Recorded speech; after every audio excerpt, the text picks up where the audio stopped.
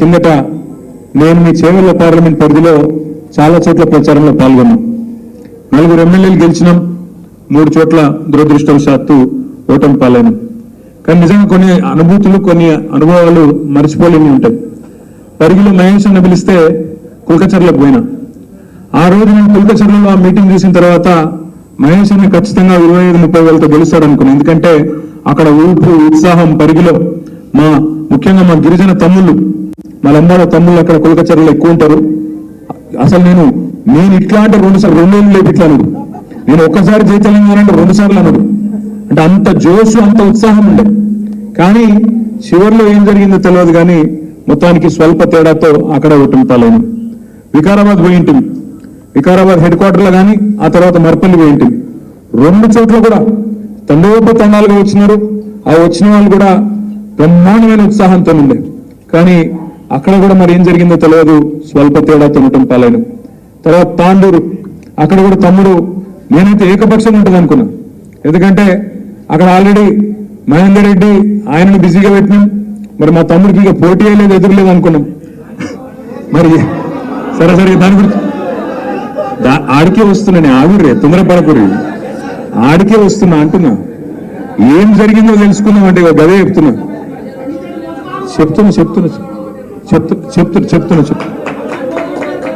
Scene నువ్వు చెప్పని, నువ్వు మాట్లాడుతూ కదా సీను, మళ్ళీ నన్ను చెప్పని. జరిగింది ఏంటంటే కరెక్ట్ మాట అది. ఇంటి దొంగను ఈశ్వరుడు కూడా పట్టలేడని పెద్దలు చెప్తారు. మనమేమనుకున్నాం, పట్నం మహేందర్ రెడ్డిని మంత్రి చేసినాం కదా 3 నెలల ముందు, కూర్చుంటాడేమో, ఆయన లొలి పెట్టాడేమో, ఆడ ఆనందం ఓడగొట్టాడేమో, ఈడ రోహిత్ కు సహకరిస్తాడేమో అనుకున్నాం. ఆయన ఏం చేసిండు, ఆయన అచ్చంగా అక్కడిని అడ్డబెట్టి, సునీతమ్మ కూడా ఆయన్ని అడ్డబెట్టి, ఇద్దరు కూడా పార్టీలో ఉండుకుంటూ పక్కకెళ్ళి వెన్నుపోటు ఓడిచి మన నాయకులు, వేదిక మీద కూర్చున్న నాయకులు ఓడిపోయిందంటే కారణం మన వాళ్ళే కారణమైన మాట అక్షర సత్యం. సరే నీకు దండం పెడితే ఆగురాబోయి, ఇక నేను ఎవరు నువ్వు ఆడెవరు ఎవరికి పడుతుంది కాదు. నువ్వు చెప్పింది నేను చెప్పబడుతుంది, నేను అలాగే చెప్తున్నాను. నేను అనేది ఏంటంటే జరిగింది, మోసపోయినాం, జరిగింది. తర్వాత గమ్మత్ ఏంటంటే ఎలక్షన్ అయిపోయింది, సరే ఓడిపోయినాం, 39 మంది గెలిచినాం. నాకు అందరికంటే మొదలు ఫోన్ చేసింది ఎవరు ఎరికైనా, రంజిత్ రెడ్డి అన్నా, అరే నీకు దండం పెడితే ఆగురా, నీ కోపం అంతా ఆగబట్టుకొని జ్ఞానేశ్వర్ అన్న గెలుపులో నూకురాబోయి నా మీద వెళ్ళి పెడుతున్నావు. నేనే ఎప్పుడు నువ్వు చెప్పేది ఆగు. ఇప్పుడు ఫోన్ చేసి అన్నా ఏదేమైనా సరే మనం అడ్వాన్స్గా పోవాలి ఎన్నికలకు, కాబట్టి నువ్వు ఫస్ట్ మీటింగ్ నాదే పెట్టి పెట్టి వెంటనే నన్ను డిక్లేర్ చేయు, నేను పనిలో పడతా, పని చేస్తా, మళ్ళీ మనం గెలవాలి, మళ్ళీ చెవుల్లోకి వెళ్ళే మొదలు కావాలన్నాడు.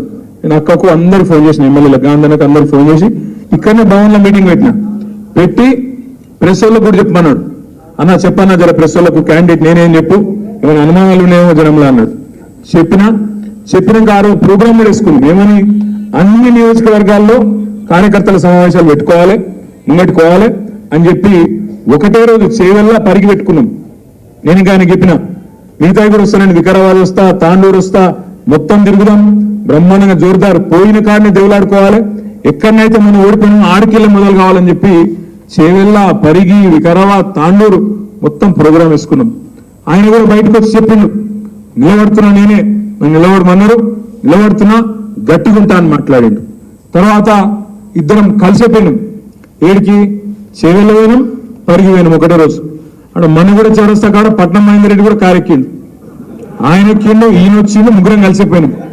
పోయేటప్పుడు నేను చెప్పిన కారులా మహేంద్రన్నకు, నన్ను ఎత్తుకోపోలే సంతోషం.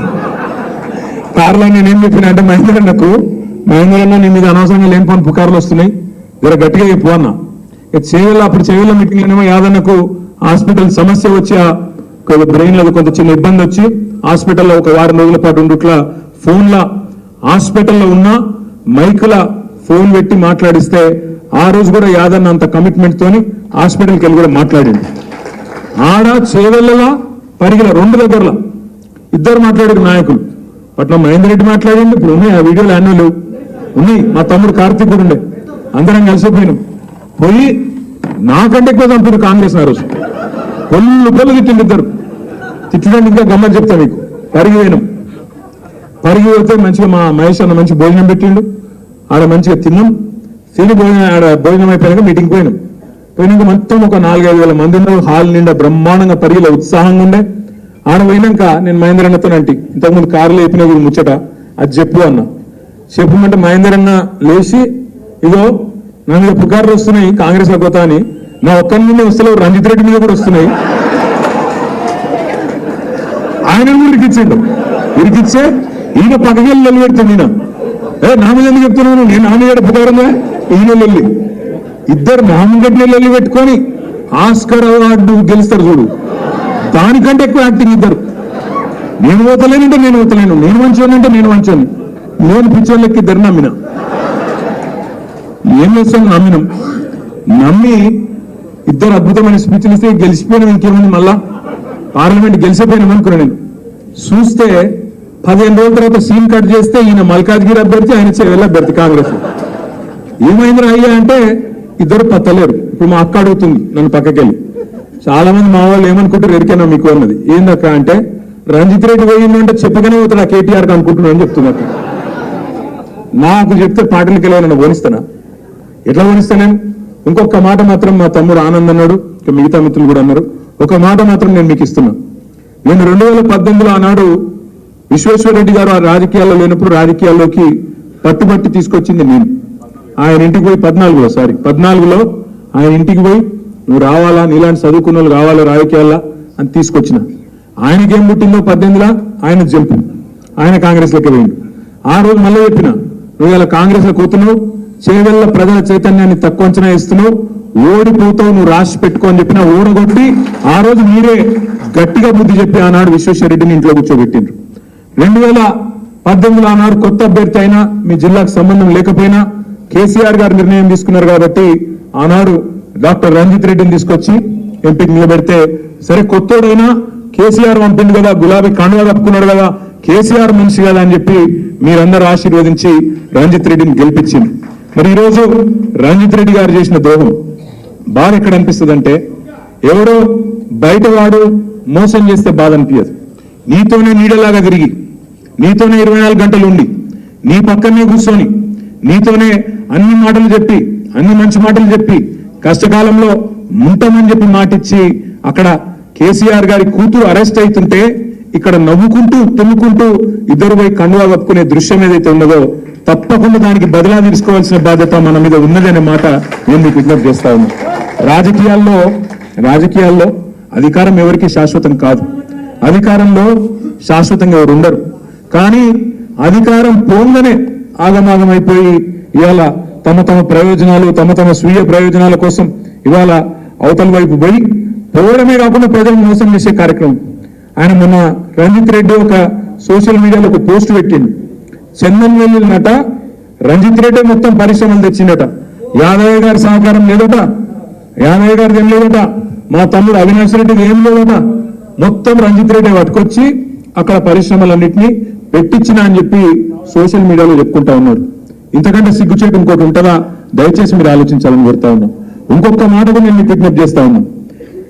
ఆనంద్ చెప్పిన మాట ఏదైతే ఉందో, మళ్ళీ రేపు వచ్చి ఇదే పట్నం మహేందర్ రెడ్డి, ఇదే రంజిత్ రెడ్డి వచ్చి కేసీఆర్ గారి కాళ్ళు పట్టుకున్న మళ్ళీ పార్టీలోకి రానియము అనే మాట కూడా నేను ఈ సందర్భంగా మీకు విజ్ఞప్తి చేస్తా ఉన్నాను. వాళ్ళకు తప్పకుండా బుద్ధి చెప్పవలసిన బాధ్యత మన మీద ఉన్నది. వచ్చి కేసీఆర్ కాళ్ళు పట్టుకున్న మళ్ళీ అధికారంలోకి వచ్చినాక వాళ్ళని మాత్రం మళ్ళీ రానిచ్చే ప్రసక్తే లేదనే మాట కూడా మీకు విజ్ఞప్తి చేస్తా ఉన్నాను. ఇంకొక మాట కూడా నేను మీకు హామీ ఇస్తాను. ఇవాళ మా అన్న జ్ఞానేశ్వరం ఇవాళ పార్టీ కష్టకాలం ఉన్నప్పుడు ముందుకొచ్చి, అన్నా నేనున్నా, మీరు అవకాశం ఇస్తే నేను నిలబెడతాను ముందుకొచ్చిన ఒక ధీరోదత్తమైన నాయకుడు ఇవాళ మన జ్ఞానేశ్వరన్న. గతంలో మీ అందరికీ కూడా తెలుసు, బలహీన వర్గాల ముద్దు బిడ్డ, బడుగు బలహీన వర్గాల ఆశాజ్యోతి అని చాలా మంది గురించి మనం స్పీచ్లు ఇస్తుంటాం. కానీ నిజంగా బడుగుల కోసం, నిజంగా బలహీన వర్గాల కోసం తన పూర్తి జీవితాన్ని త్యాగం చేసిన నాయకుడు, కష్టపడ్డ నాయకుడు కాసాని జ్ఞానేశ్వర్ గారు అనే మాట నేను మీ అందరూ కూడా గుర్తు చేస్తా ఉన్నాను. ఎందుకంటే ఒక రంగారెడ్డి జిల్లా కాదు, రాష్ట్రం మొత్తం సుపరిచితుడు ఆయన. నేను ఒకసారి ఒక 15 ఏళ్ల కిందట నిర్మల్ పోయింది, ఆనాడు ఆదిలాబాద్ జిల్లాలో నిర్మల్ నియోజకవర్గంలో. ఆ నిర్మల్ నియోజకవర్గంలో ఒక ఊర్లో ఒక జాయినింగ్ పోయిన 2008-9 ఆ ప్రాంతంలో పోయితే అక్కడ ఆనాడు ముదిరాజ్ మహాసభ యొక్క జెండా దిమ్మే, అక్కడ ఒక పూర్తి స్థాయి ఒక మొత్తం కమిటీ ఉండే, వాళ్ళందరూ వచ్చి కలిసి నాకు అన్న బీసీ డీలకి ఏలకు మార్చాలి, నిధి రావాలని మీరందరూ కూడా పోరాటం చేయాలంటే ఎవరు ఏలకెళ్ళి డీకెళ్ళే డీలకెళ్ళి అయితే వచ్చి అడిగిర్రు, చెప్తా అదే చెప్తాను. వచ్చి అడిగితే నేను అడిగితే ఎవరు ఆర్గనైజ్ చేశారు తమ్మి అంటే వాళ్ళందరూ చెప్పిండ్రు, అన్న మా నాయకుడు కాసాని జ్ఞానేశ్వర్ గారు రాష్ట్రంలో ఇవాళ బలహీన వర్గాలకు, అందులో ముఖ్యంగా ముదిరాజ్ సోదరులకు చాలా సేవ చేసిన నాయకుడు. ఇప్పుడు అన్న యాద్ చేస్తున్నాడు, అక్క గుర్తు చెప్తే అక్క అడిగితే చెప్తా ఉన్నాడు. అది కూడా చేపించిన బీసీ డీలకి ఏలకు చేపించిన ఆనాడే పోరాటం ఫలించింది. కానీ దురదృష్టవశాత్తు హైకోర్టు ఆనాడు కొంత సుప్రీంకోర్టులో అయిపోయింది, అది కూడా సుప్రీంకోర్టులో ఒక చిన్న చిక్కు సాగింది. కానీ అది కూడా అయిపోయింది, తప్పకుండా మా పోరాటం ఫలిస్తుంది అనే మాట కూడా వారు చెప్తా ఉన్నారు. వారికి హృదయపూర్వకంగా మనం సపోర్ట్ కొట్టి అభినందనలు చెప్పాలని చెప్పుకున్నాం జరుగుతా ఉంది. ఈరోజు ఆయన కష్టకాలంలో మన కోసం వచ్చిండు. మనం కష్టంలో, పార్టీ కష్టంలో ఉంటే పెద్ద పెద్ద నాయకులు కేశవరావు గారు, కడియం శ్రీహరి గారు ఇవాళ జారుకుంటున్న సమయంలో ఇవాళ ధీరోదాత్తంగా నిలబడి నేనున్నా అంటూ ముందుకొచ్చిన నాయకుడిని కడుపులో పెట్టుకొని చూసుకోవాల్సిన బాధ్యత ఆయన కోసం మనమే నిలబడ్డం, నేనే క్యాండిడేట్ అన్నంత గట్టిగా కొట్లాడవలసిన బాధ్యత మన మీద ఉన్నది. నిలబడ్డది చేవెళ్లలో కాసాని జ్ఞానేశ్వర్ గారు కాదు, నిలబడ్డది కేసీఆర్, ఇవాళ అక్కడ నిలబడ్డది కేసీఆర్ అనుకొని కొట్లాడదాం.